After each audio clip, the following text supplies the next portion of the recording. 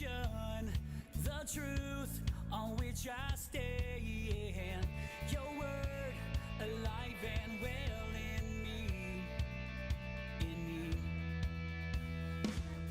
I know you'll never leave me, 'cause you showed me the way.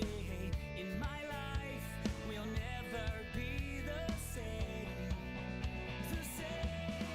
This is my foundation, I cannot be shaken, I will not become undone, for I am persuaded I won't be separated from the all-consuming power of your great love, your great love, your great love.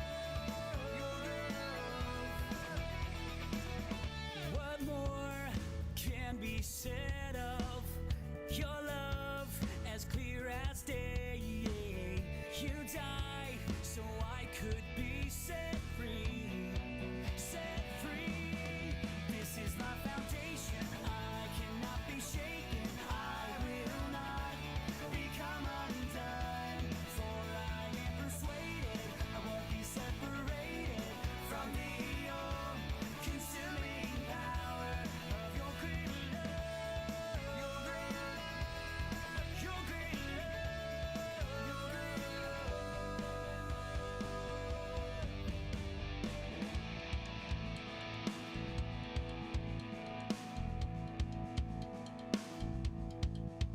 How firm a foundation, saints of the Lord. how firm a foundation, Saints of the Lord. how firm a foundation, Saints of the Lord is laid for your faith in His excellent worth. This is my foundation, I cannot be shaken, I will not become undone, for I am persuaded, won't be separated from the all-consuming power. This is my foundation, I cannot be shaken, I will not become undone, for I am persuaded, won't be separated from the all-consuming power of your great love, your great love, your great love, your great love, your great love, of your great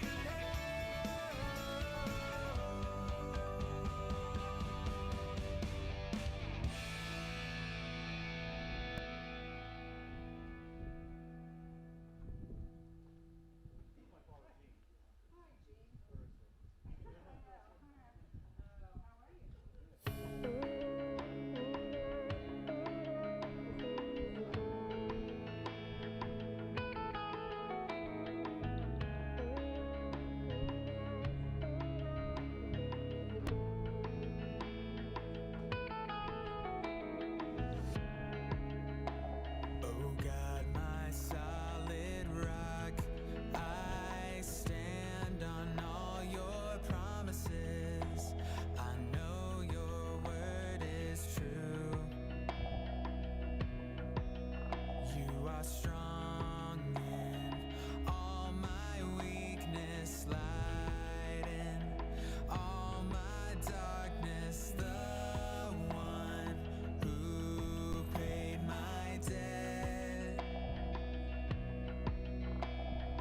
All my failure, all my pride are washed away in Jesus Christ. His love abounds forevermore.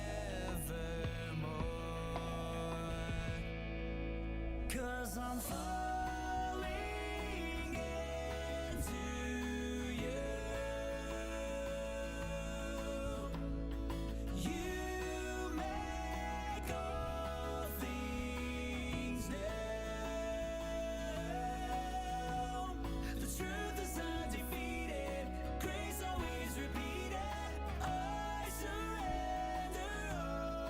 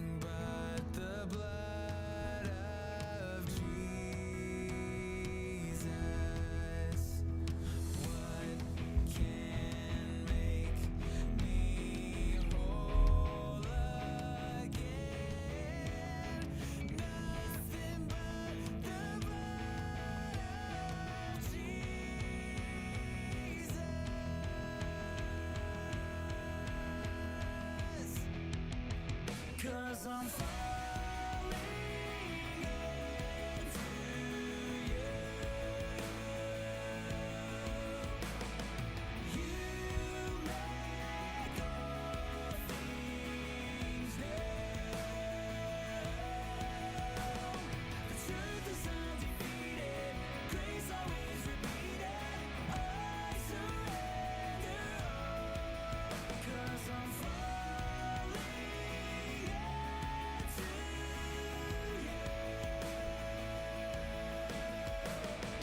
What can make me whole again? Nothing but the blood of Jesus.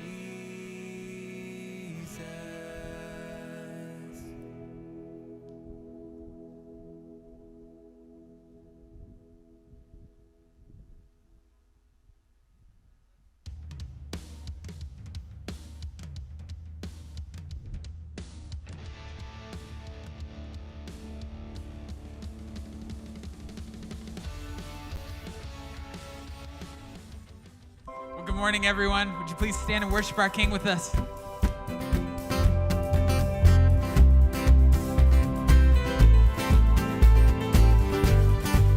We're going to declare that He is all we could ever want or need. It's all found in Jesus.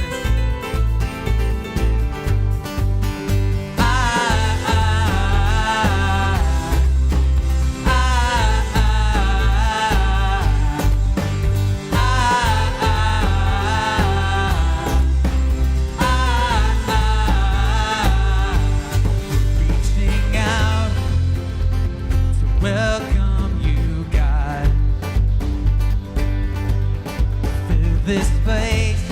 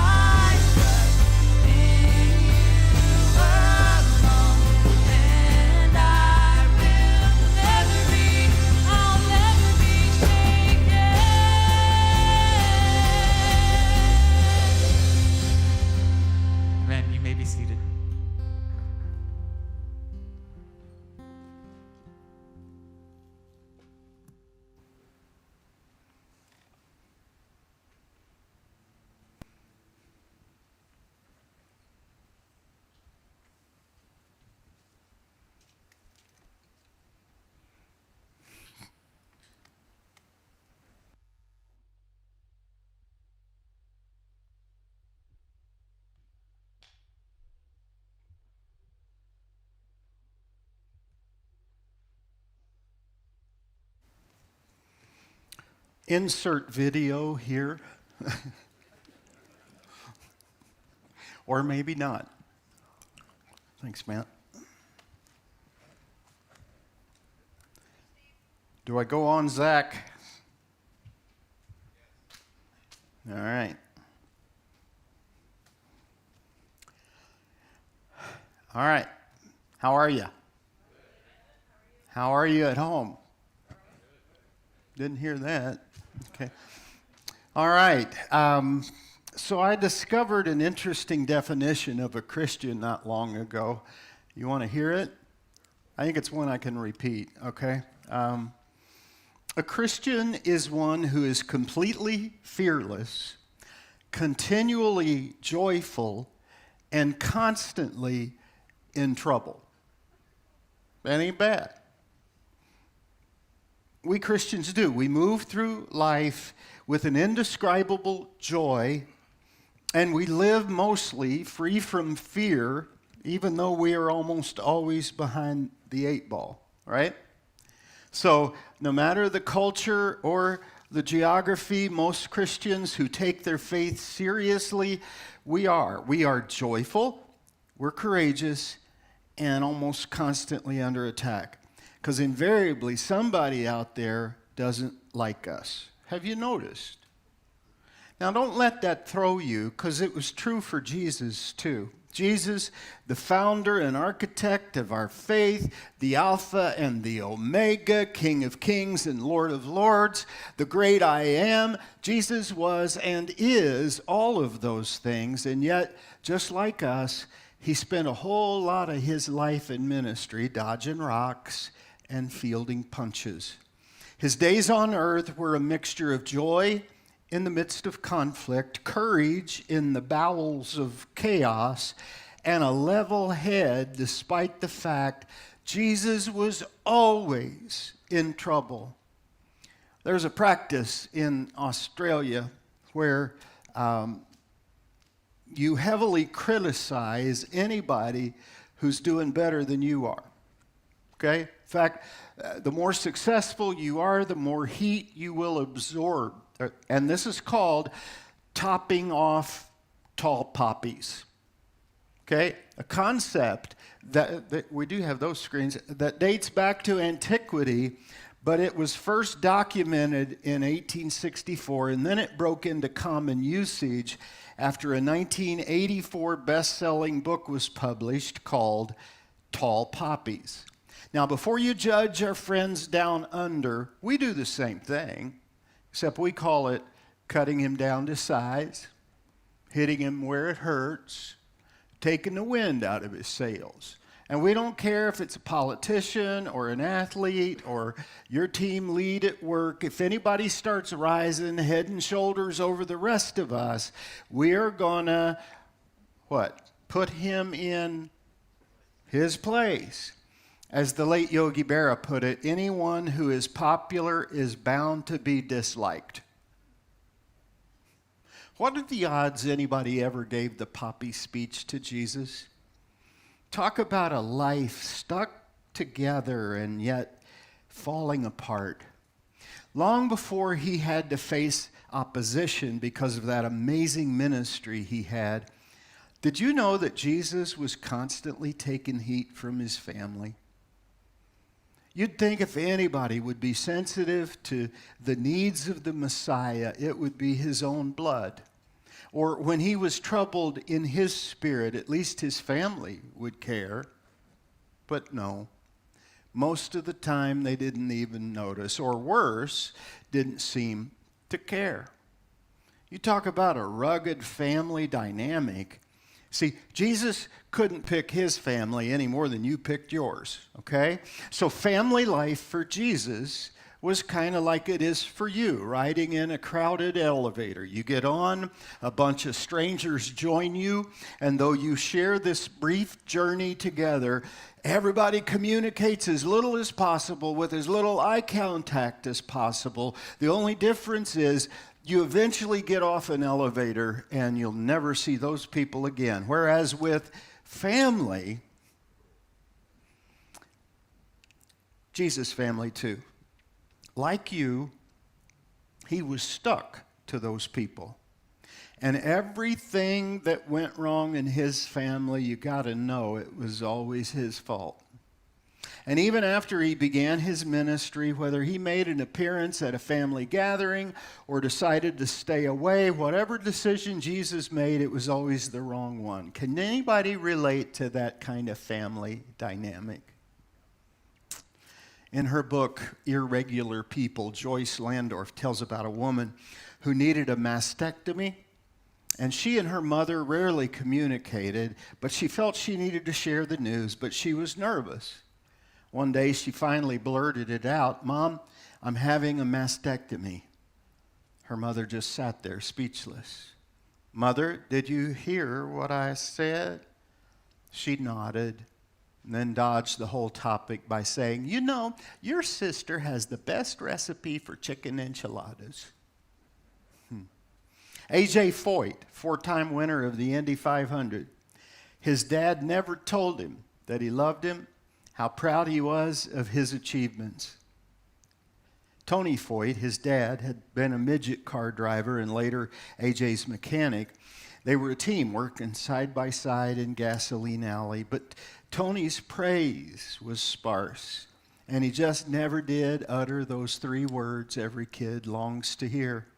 Just before Tony died, A.J. and the family were with him. The doctor had said, "If you have anything that you need to say, now would be that time."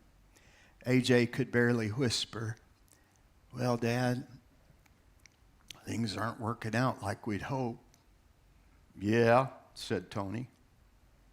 "You got anything you want to talk about?" "Not really." "Well, I guess I don't either. If anything happens, I'll do what needs to be done to carry on." "Well, I know," said Tony. "Don't worry about things." "Dad, are you sure you got nothing to tell me?" "Nope, I've told you everything." Wow. What do you do when your family can't even blurt out a half-decent "I love you"? And how do you cope when those closest to you hold you at arm's length? When you can get along with most anybody but your own dang family? Does Jesus have anything to say about that? Any counsel for how to deal with difficult, if not downright dysfunctional relatives? Any examples he drew on to bring healing to a hurting family? As a matter of fact, there is, and it wasn't a stranger's family.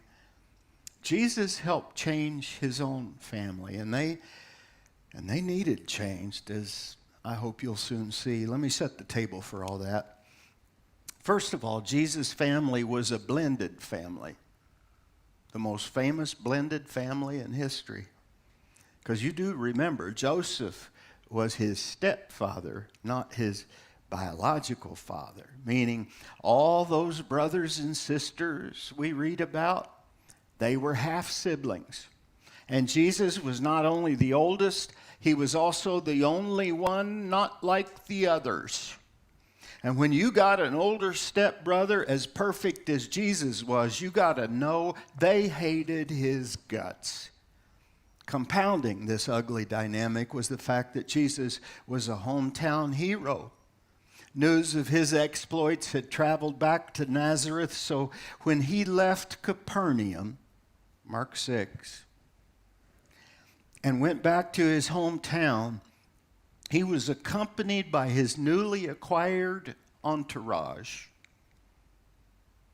Now, handymen don't have followers, right? What's up with that? And so he's back in town, greeted by a mixture of pride, astonishment, and maybe a little bit of resentment. But then the Sabbath came, and Jesus began to teach in the synagogue, and many who heard him were amazed. And in their amazement, these people started asking questions. Three good questions, three very important questions. Number one, where did this man get these things? Emphasis being this man. We grew up with that dude. Listen to him talk. He's killing it. His words are so gracious. His authority so obvious. Who is he? And what's this wisdom that's been given to him? We went to school together. He didn't have it back then. Got the same formal training that we got, and yet there's no denying he has a wisdom quite unlike anything we've ever heard. Where did he get this? And what's up with all these miracles? By now, Jesus had practically banished disease over in Capernaum, and he did it with such authority, not even his most heated skeptics could deny it. And yet, how can a mere carpenter possess such power? Legitimate questions, right? Who does he think he is? How'd he get so smart? Where'd he get all that power? I'm sorry, carpenters don't preach. Handymen don't heal. And yet, watch, even though they ask the right questions, the conclusions they draw were dead wrong. You see their answers? Isn't this the carpenter? See, the folks from Nazareth didn't reject Jesus due to a lack of evidence.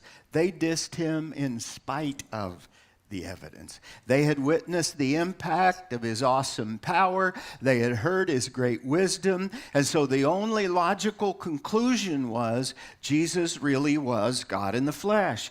And yet they're so anchored to what they had known, they couldn't take that step of faith. They'd always known Jesus as Joseph's apprentice, the kid who made his trade with his hands. Besides, Nazareth was not known for making rabbis. They made rowdies. Nazareth was a tough town, not known for anything good. Besides, isn't this Mary's son? You know, the illegitimate one? I remember when she was pregnant, and they weren't married. Mary's nice enough, I suppose, but mother of God? Besides, aren't his brothers, James, Joseph, Judas, and Simon? Meaning, Jesus had 4 half-brothers. We're not told how many half-sisters, but there were at least 2 of them, because the crowd said, aren't his sisters here with us? Us, meaning this crowd that was amazed, excited, but unconvinced, still doubting the source of Jesus' power. And evidently his sisters joined in that skepticism, saying, well, we grew up in the same house with him. He's nothing special. And here's where it gets really sticky, because Jesus' own sisters, they are with them, not him. Yeah, we may be blood, but he's not all that. He talks good, and those miracles, we can't explain them either, but we watched him build your dinner table.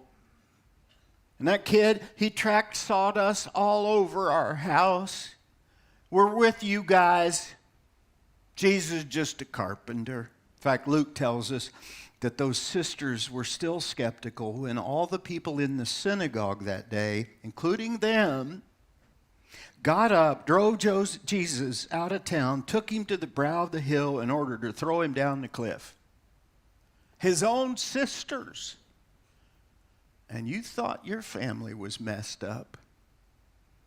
Another time Jesus was teaching a large crowd when right in the middle of his message, his brothers, they come to try to take charge of him and drag him back home. Why? They're ashamed of him. They even said he's out of his mind. Head case, I tell you. John tells us why they thought that. He said even his own brothers didn't believe in him. Can you imagine that? Maybe you can. Maybe you've got family members that don't believe in you either. And when Jesus wouldn't go, guess who's standing outside the door with the rest of the family? Blows me away. His mama. Please don't judge Mary. No other mom in history had to make the calculations that woman had to make. Most moms tend to practically believe anything about their amazing kids. But Son of God? And you know what I find amazing? There's never a hint that Jesus got sideways about that. You bet it hurt. Just as it hurts you when your family doesn't believe in you. But your mama? Sibling rivalry is one thing. Every family has some of that. Arguments about who gets to sit in the front seat. Debates over who's going to decide where we're going to eat. Jealousies over who's better looking or taller or neater or smarter. That's just growing up. However, if you think sibling rivalry is a problem when the oldest child merely thinks he's perfect, imagine what it would be like if he really was perfect. By the way, I came up with a list of biblical moms yelling at their soon-to-be hero sons. You ready? Cain, get off your brother. Son, if you're not careful, you're going to kill him someday. Feel free to laugh. Noah. How many times have I said, don't bring home stray animals? David, stop playing with that sling in the house. Go practice your harp. Think we pay good money for lessons for nothing? Moses, stop wandering out in the desert and get washed up for dinner. Okay. Shadrach, Meshach, and Abednego, take those smelly clothes off. You boys been smoking again? Elijah, why are you such a pyro? How you think you're going to make something of your life playing with fire? I'll never know. Judas, you been in my purse again? And the number one saying is about Jesus, but it's directed to his brothers. Boys, why can't you be more like your brother? Don't you figure Mary had to have gone there? There were 4 other brothers in his step family.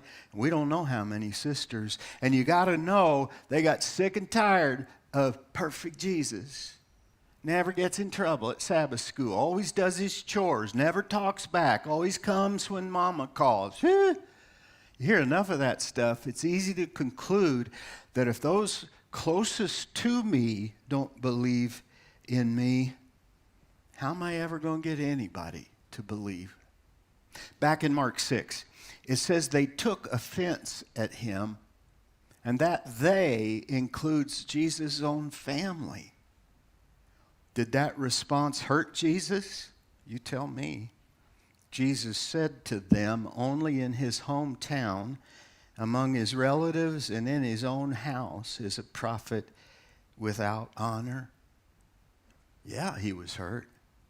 In my own hometown, without honor. Can't you just feel the heartache just oozing from those words? But here's a far deeper and more important question. Did their offense harm Jesus? And there is a difference. This is really important. This is going to help somebody today. I believe it. Henry Cloud, great author, once compared the difference between hurt and harm to having an infected tooth pulled. Is the experience hard? You bet. Does it hurt? Yes. Is the experience ultimately a negative experience? No. And what it definitely isn't is a harmful experience. He writes, there's a huge difference between hurt and harm. We all hurt sometimes in facing hard truth or enduring hurtful circumstance, but that's what makes us grow. Harm is when you damage someone. Facing reality is not usually a damaging experience, even though it can hurt. In other words, when you experience something hard or even something that hurts, it can mess you up, but not you so much as in the way perhaps that others view you. Because you've been hurt to the point you don't want to forgive that person who hurt you, because if you forgive them, you'll let them off the hook. And you dare not let them off the hook, mostly because you can't see the real truth, which is the only thing truly harming you is that hook. Because that hook is what causes you to be bitter and angry and vengeful. The soul that's getting stuck, it's your soul, not hers. The one who's all torn up about whatever hurt you is you, because you keep inflicting all of this harm every time you go to the hook. So there it is. Someone else may have the power to hurt you, but only you can truly harm you. Well, Luke tells us that way more than just offended, these people were furious. In fact, they got up, drove Jesus out of town, and took him to the brow of the hill in order to throw him off the cliff. That was a move clearly intended to hurt Jesus. But check it out. He walked right through that crowd and went on his way. Whenever I read that line, I think of Bugs Bunny and Elmer Fudd, really do. By the way, did you hear that Looney Tunes just took Elmer's guns away? Check it out.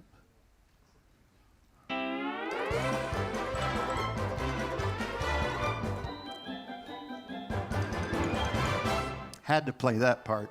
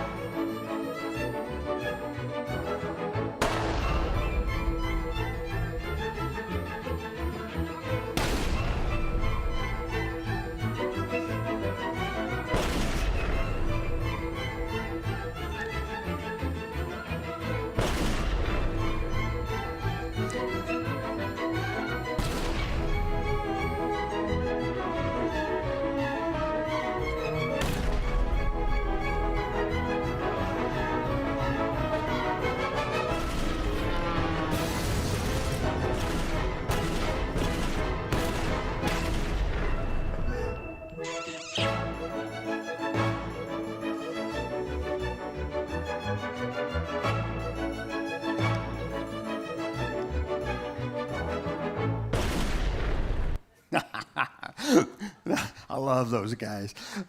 Doesn't seem fair, though. I want you to notice something. Elmer can't have a gun, but Bugs gets all this dynamite? What's up with that?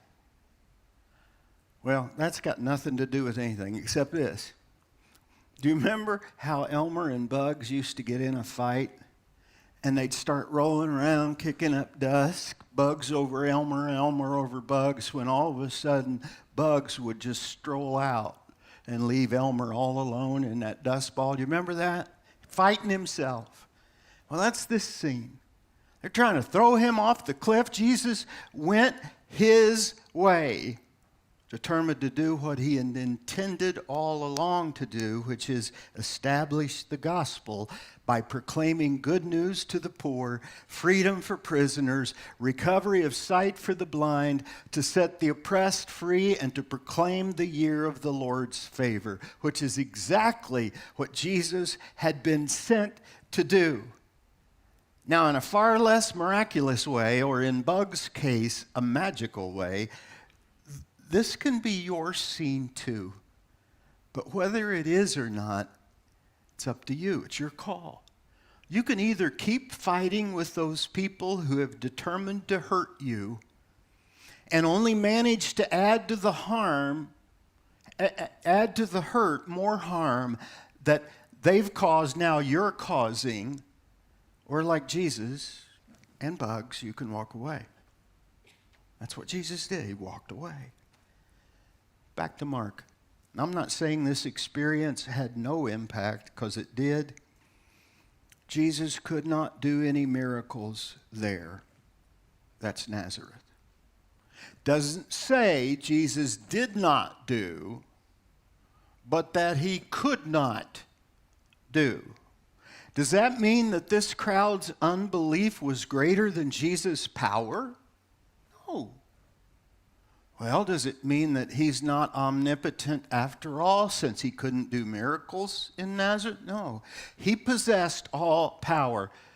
But because God's self-imposed limitation all the way back in the garden is that he never works in opposition to his own laws and to his own character, Jesus would not violate a decision that the Father had first enforced all the way back in the beginning, that God will not impose his will on anyone who doesn't want to abide by his will.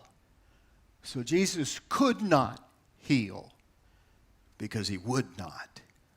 Came to his hometown, hoping that those who knew him best would receive him for who he truly was, but it didn't happen.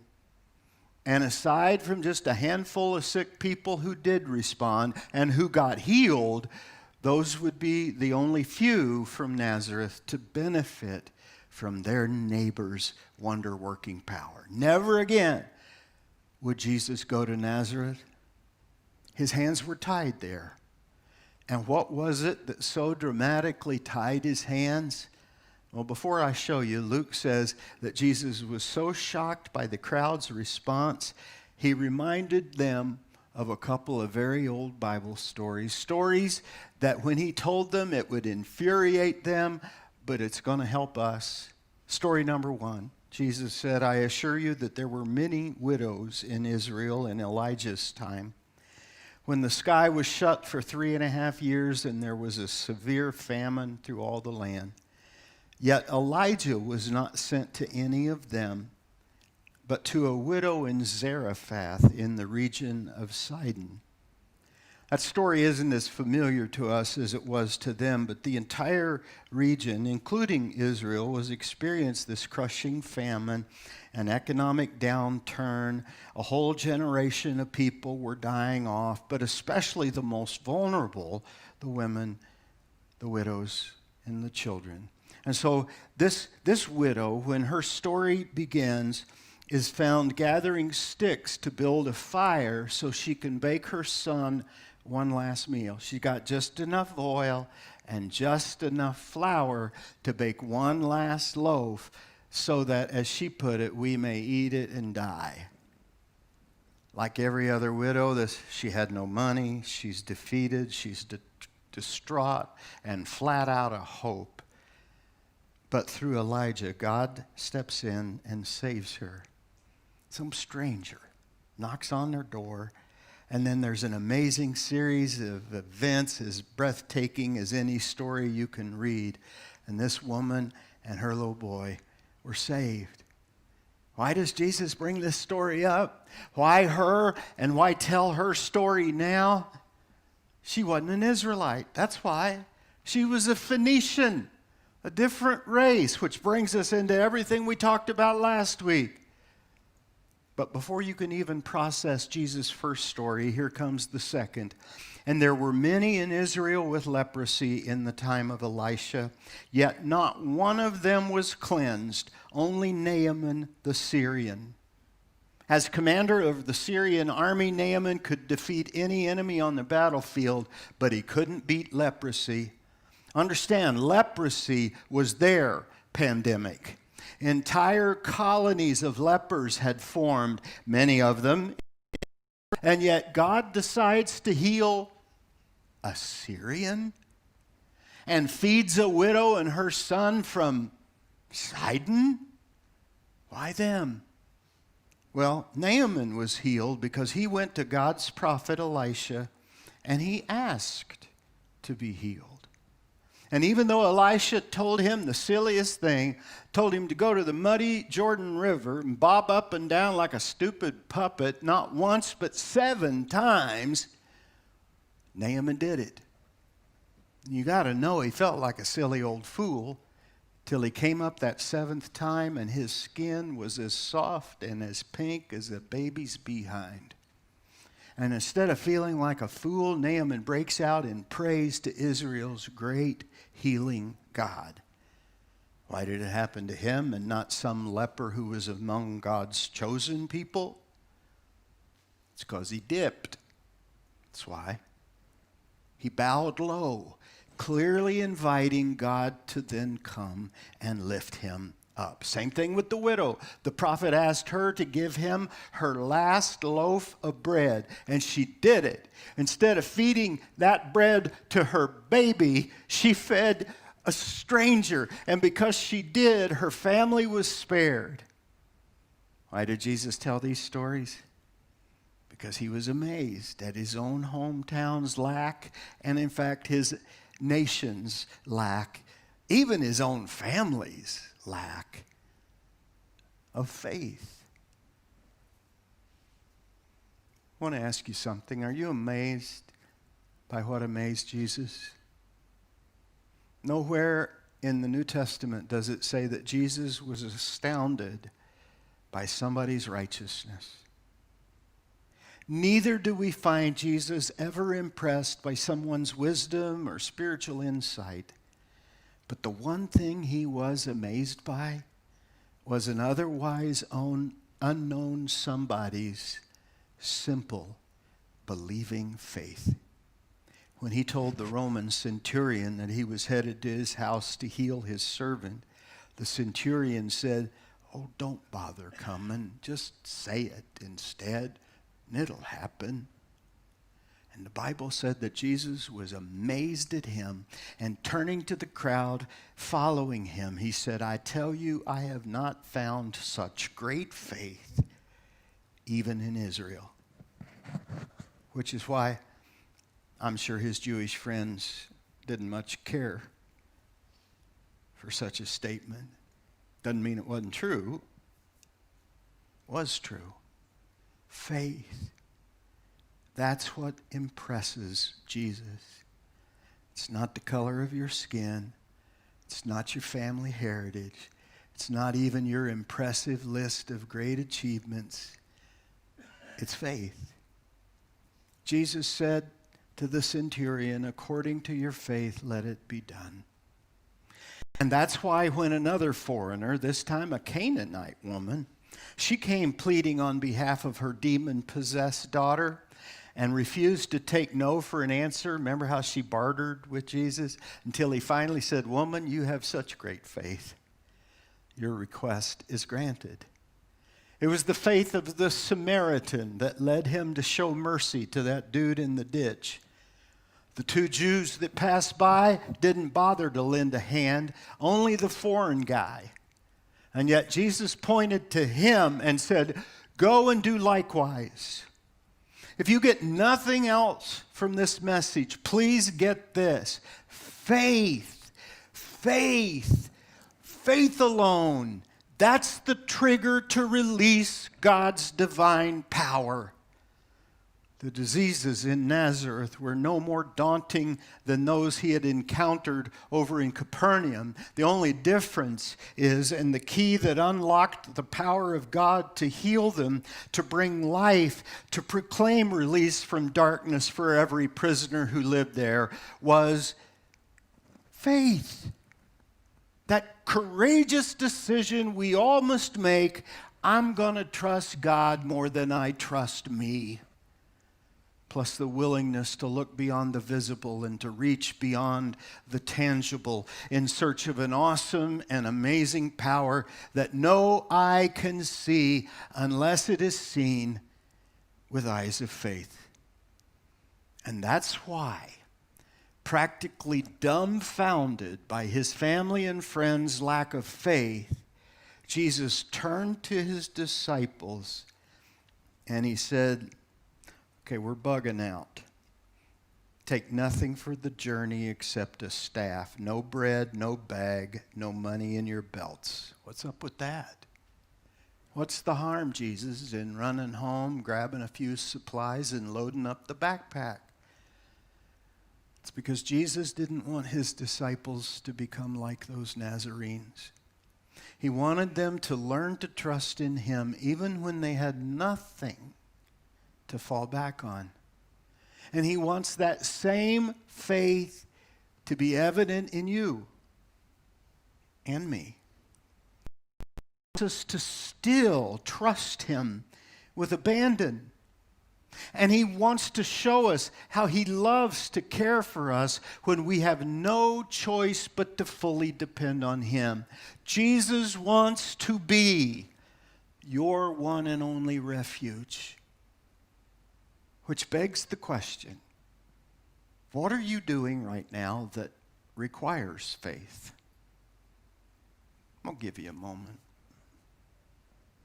That question always troubles me because there are times in my life when I can't think of anything that demands faith.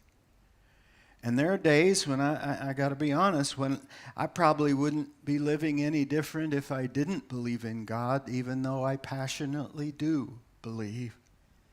But faith, that is the one thing that I still do that amazes Jesus. On another occasion, he's speaking to a large crowd. Once again, the family drops by. This is the same step family, by the way, that had already tried to forcibly take him home, that had publicly declared him insane, and they even tried to throw him over a cliff. Quite a family. So when Jesus' followers told him that his family had come to see him, remember what he said? Whoever does the will of my Father, they are my true brothers and sisters. He doesn't say it with sarcasm. It's not a cheap shot. It's just Jesus finally got it. And having finally given up trying to control his family, because, they're going to believe whatever they're going to believe, but Jesus was also done with letting them try to control him. He didn't demand that they agree with him, and he certainly didn't agree with them. But he didn't boo-hoo because they were no longer in his camp. He moved on. One of the best pieces of advice I ever got was from one of my beloved mentors, now with the Lord. He said to me, Steve, work with the responsive. Because there are givers in this life and there are takers. I had to get rid of the takers because they were draining every ounce of energy out of me. And my life has been so much better because of it. I recommend that you do the same. Work with the responsive. Now, I've learned over the years, don't make that walk on all fours, but this much is true. There comes a time in every person's life when you do have to set some boundaries. There are people, maybe even in your family, and they're just not trustworthy. So you got to say it. Since nobody else is going to say it for you, that's as far as you can go. What you're doing is wrong. What you're expecting of me, it's unfair. The tactics you've been using are cruel, and because I love you, I'm not going to let you get away with it. Not anymore. I took my friend's advice, and I did. I cut a few people loose because we had just lost trust. Too many lies, too many victim speeches, too much manipulation, and way too much upheaval. And you want to know one of the first places I started doing that? Social media. Man, there are predators out there. Snakes and bullies hiding behind their little laptops downstairs in mommy's basement. And they are toxic.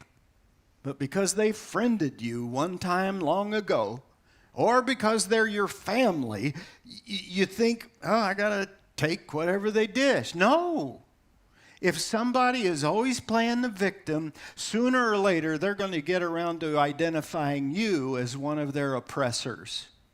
Because victims have always got to be victims to somebody, and in time, I've just learned over the course of my life, in time, it's going to be your turn.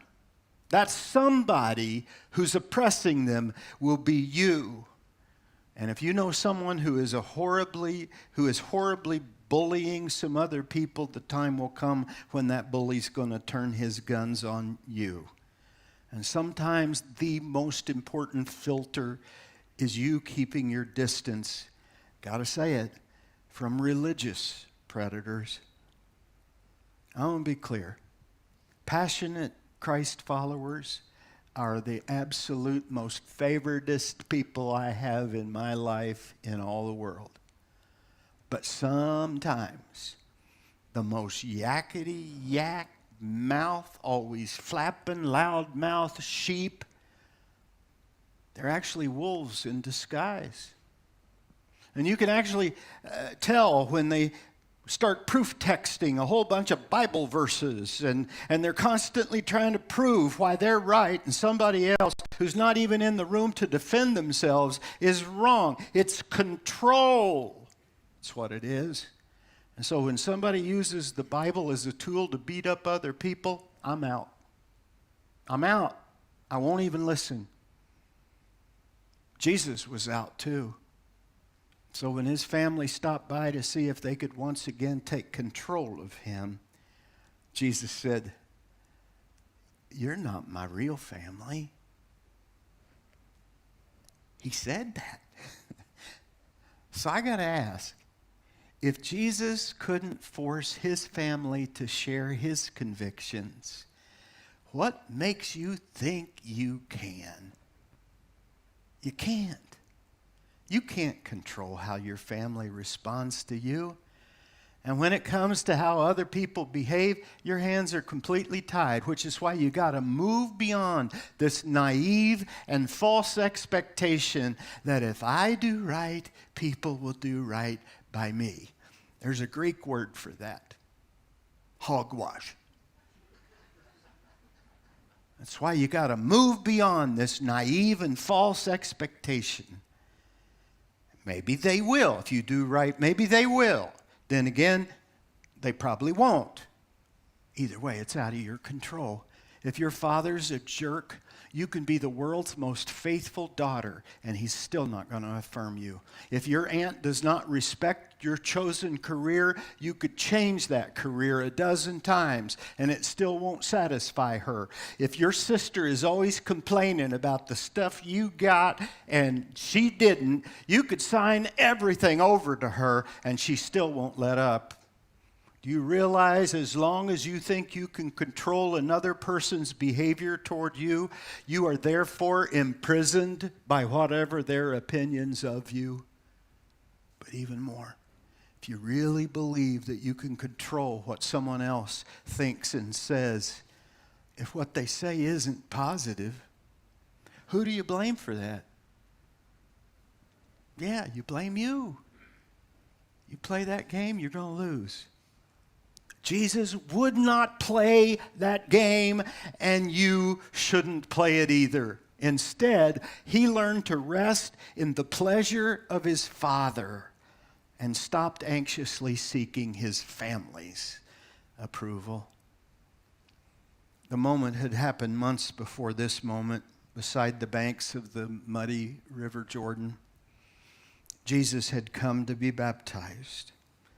And when he came up out of the water, Scripture says the heavens were open, and Jesus saw the Spirit of God descend on him like a dove, and a voice from heaven. It was the Father's voice. That voice was heard to say, "This is my Son, whom I love. With him I am well pleased." This is a better rendering from the Greek. "In whom my pleasure rests." I love that because that rendering reflects the thought of a permanent pleasure, a lasting pleasure, not the fleeting pleasure most of us typically feel, when our kids do something to make us proud, fleeting. That's momentary. But God is describing here a resting pleasure. A pleasure not based on performance. God the Father was not pleased just because Jesus got baptized. His pleasure was an abiding pleasure, kind of like that feeling that you feel when you're sitting on your kid's bedside, they're asleep, and you just kind of drink in the love.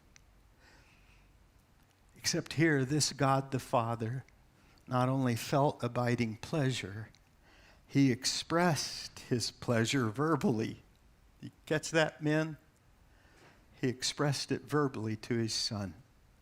He spoke over him a word of blessing that would empower him and give energy to his entire ministry. I don't know if you're close enough to see what I'm able to see, but my son Josh is fast becoming a really awesome pastor. The last time he preached, I was moved to tears, and I told him just this week that I believed he was going to make a great lead pastor someday. He thanked me, told me how much he still needs to hear that, even though he's this big, bad, grown-up, bald dad, you know. And I immediately flashed back years ago when he and I would play catch. Actually, by this time, we were playing Burnout, and he had just fired one my way. And when I caught it, the leather cracked, and my hand, started to sting. I didn't let him know that, but it did. And I remember looking at him with resting pleasure, because I had flashed back even farther to a day years before that day when I bought him one of those, I don't know if you remember, those Velcro mitts. Do they still make those things? Okay, cool stuff. I mean, as long as Dad hits the glove, it's going to stay, right? Awesome product. So we did that drill for a while till I decided maybe now it was time for a real glove. Trouble is, at first, Josh just couldn't catch a thing. And he would get so upset, he'd just run inside in tears. He'd shelve his mitt. I remember one time he didn't touch it again for weeks. Finally, one evening, I said, Josh, let's go play catch. He wasn't that keen on the idea, but I talked him into it, and ever so carefully, I tossed a real baseball right into his open mitt. And when it hit the leather, he instinctively closed his fist, and the glove did the rest, securely cradling the ball. And I screamed, "Great catch, Josh! Great catch!" And my son and I, we had a two-man hootenanny right there in our backyard. The very next night, as soon as I walked in the door, Josh said, "Dad, let's play catch." I said, "Okay." And then he said, "Well, this is what we're going to do. You throw the ball to me and then say, 'Great catch,' okay?" You bet it was okay. Because that's what kids need. Little kids and even ancient kids. We need to hear Mom and Dad and a whole lot of other people too say, "Great catch. I'm proud of you. I love the person you are becoming." That's the message Jesus heard from his Father. And that's why he could keep loving his earthly family even though they were so unbelievably cruel to him. And because he did, this message has a very happy ending.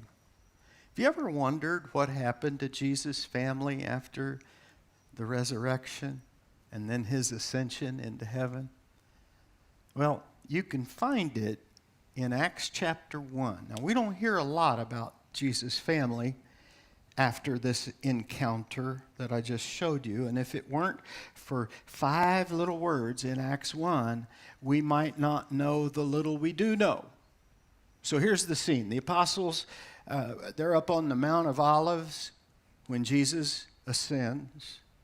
After he was gone, they walked the half-mile back down to Jerusalem and went upstairs to the room where they were staying. Among those present were Peter, John, James, Andrew. In other words, the bigwigs. They all joined together constantly in prayer, along with Mary, the mother of Jesus, and with his brothers. Wow. Did you know that? It finally happened. The people who had just viciously mocked him, they're now praying to him. And they are bowing before him. Do you know why?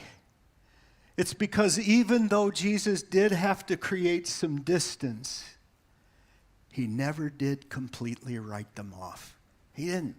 He didn't grouse around and complain and bellyache and whine.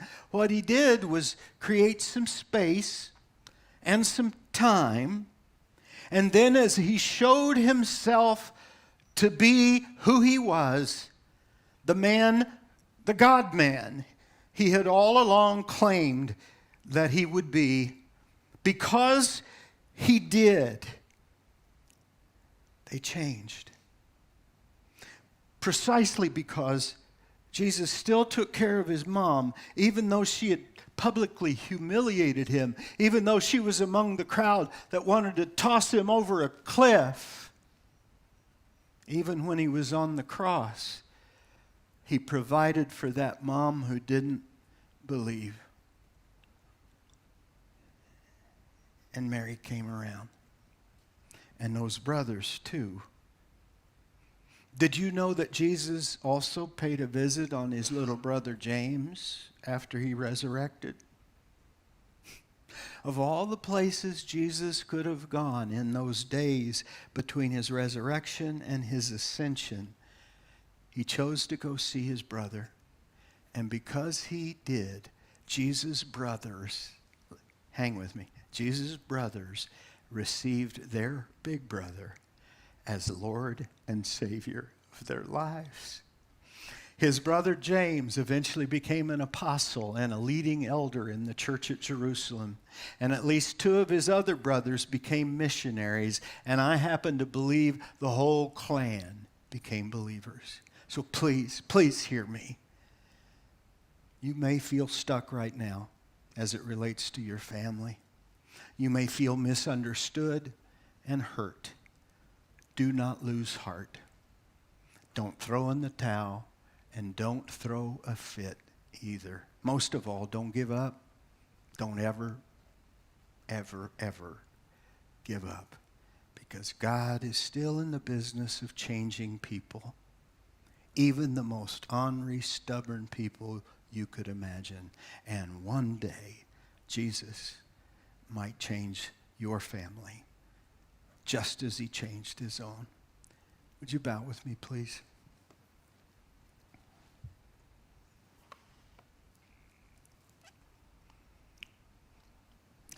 I'm not sure I know a family without such disruption.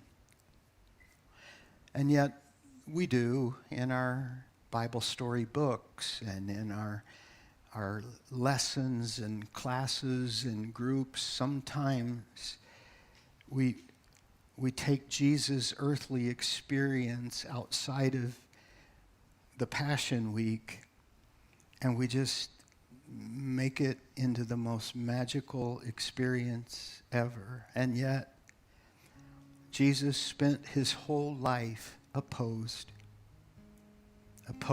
by his family during his early years, his formative years, his young adult years, opposed by his own hometown,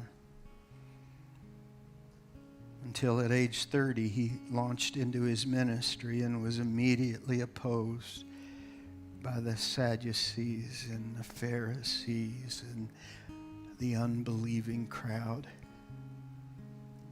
Jesus knows what you're feeling.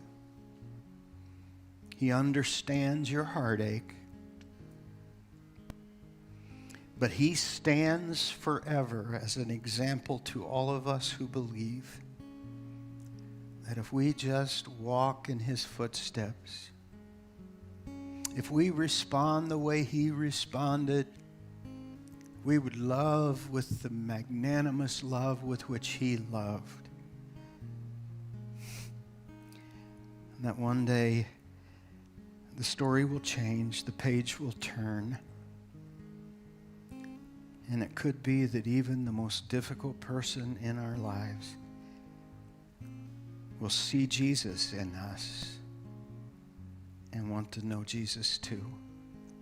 We got to cling to that, folks, in this world of anger, in this world of protest, in this world where it feels like everything that was once nailed down has been pried loose.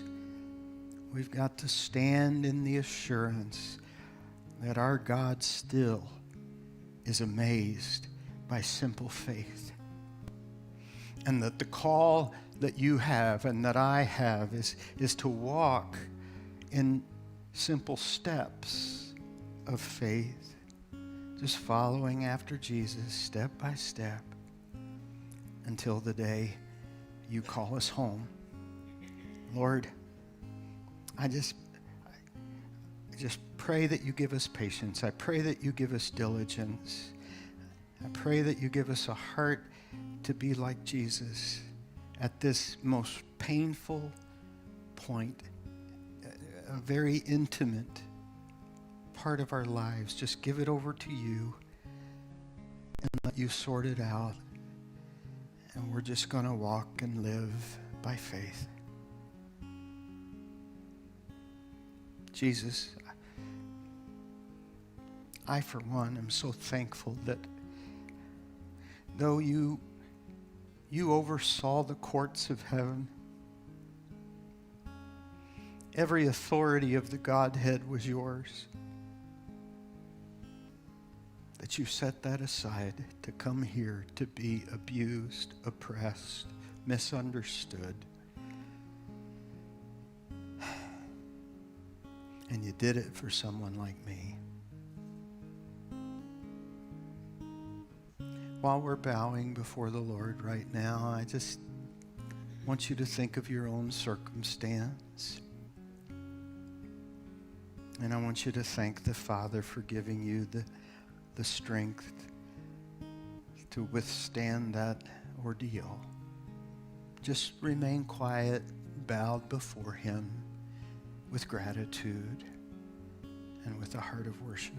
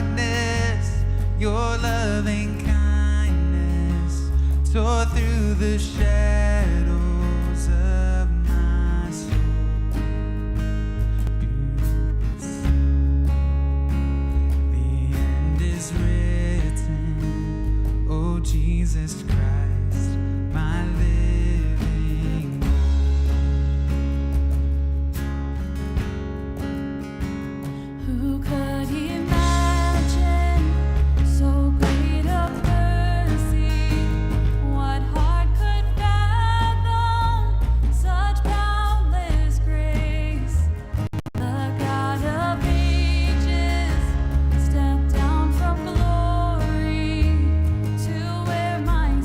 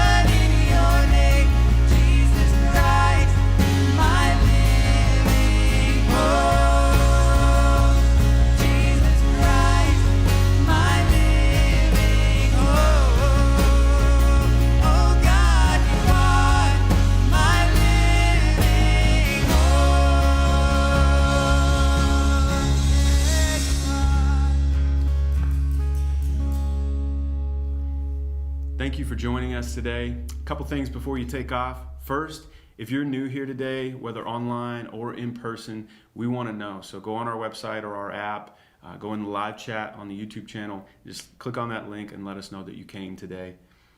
It's also a moment where we like to pause and remind you guys of all the ways that we have for you to support our ministry. And we just want to say thank you. Your support is what drives our mission, and we're just so thrilled that you are coming alongside us in that. And if you haven't yet and would like to partner with us, just go to thecrossroads.church/give. We'll put the link in the comment section, and you can get more information on how to give there. I'd like to bring mention to something pretty exciting that's coming down the pipeline here. It's called the One Life Matching Campaign. And we're still in some early phases of launching, but a generous donor has offered to match all giving to the One Life Building Fund. Until October 1st, your gift to that fund will be matched dollar for dollar up to $50,000. Consider an additional gift above your tithe to help us take advantage of this unique offer. And so you're going to be hearing more about this in the coming weeks as this campaign starts to unfold. Finally, Father's Day is around the corner, and we have some exciting Father's Day content for you. In fact, we're going to be releasing videos all throughout the week. I'm not going to tell you what they are, but tune in, subscribe, like our channel, so that you get the latest updates on the content that we release. Have a great week.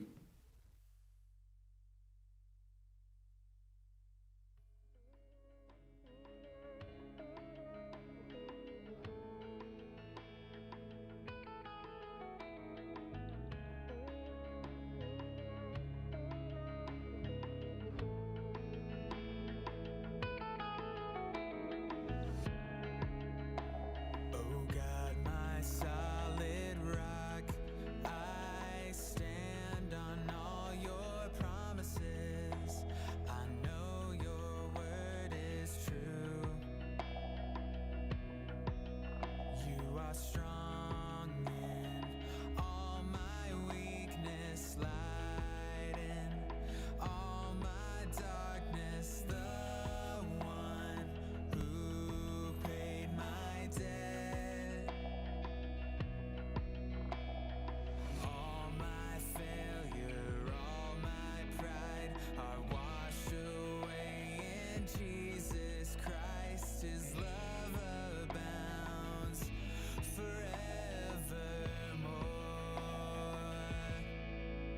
'Cause I'm falling into you. You make all things new. The truth is undefeated, grace always repeated. I surrender all, 'cause I'm falling